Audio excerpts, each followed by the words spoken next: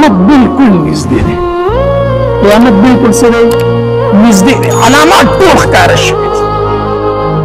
عربو ته بله ورځ د امریکې صدر راغلی دی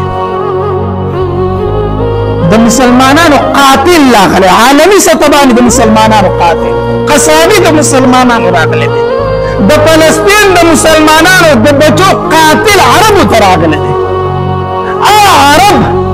چې د هغې زنانه ډرایوینګ د ګاډي نشو کولی هغې مخ بار نشو ښکاره کولی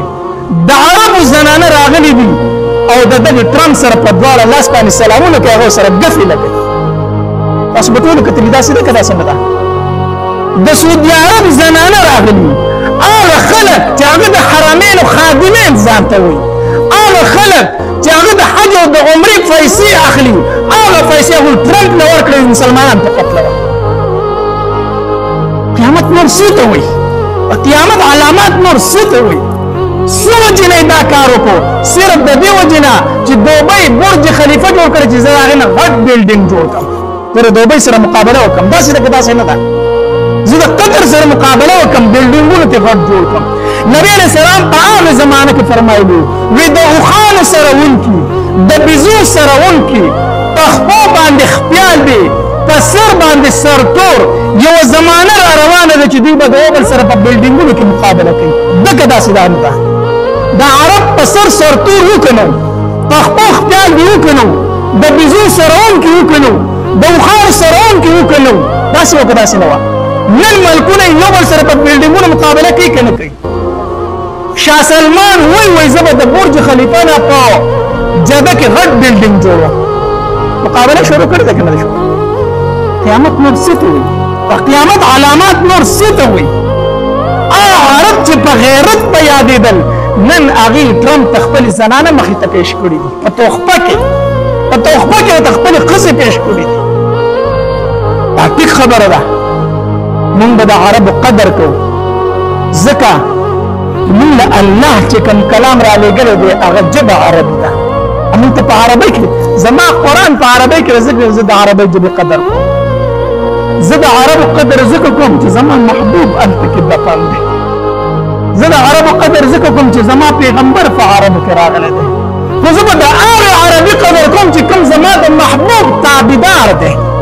زه د هغې عربي قدر نه کوم زه د نفس عربي قدر نه کوم که د نفس عربي قدر کوي به د ابوجهل قدر هم کوي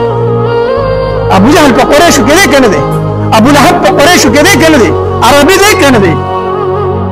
بیا به د عتبه او د شیبه او د امیه ابن خلف او د عبدالله ابن ابی بن سلول د رئیس المنافقین د منافقینو سردار هم بیا قدر کوي داسې ده که داسې نه ده بیا به د رئیس المنافقین عبدالله ابن ابی بن سلول هم قدر کوي که نه دا به قدر کوي خو کافر دی مونږ به د هغې عربي قدر کوو چې کوم د قرآن او د سنت او زما د محبوب تابعدار دی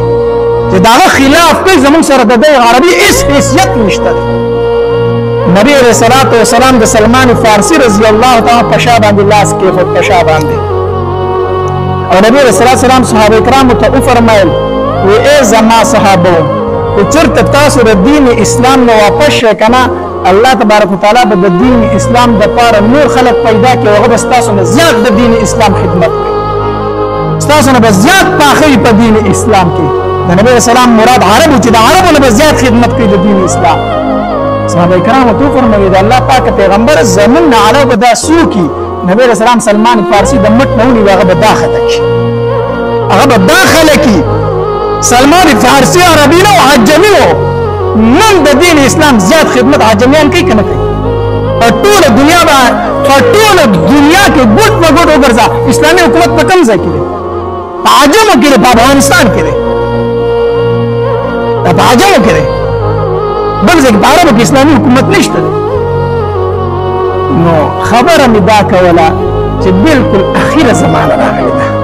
خپل دین کنټرول کول ډېر ګران شوي دي الله تبارک وتعالی دې زمونږ د ټولو حفاظت وکړي ورونو دنیا خوږه ده خو دومره هم خوږه نه ده چې موږ پسې خپل دینونه پرېږدو صحیح شو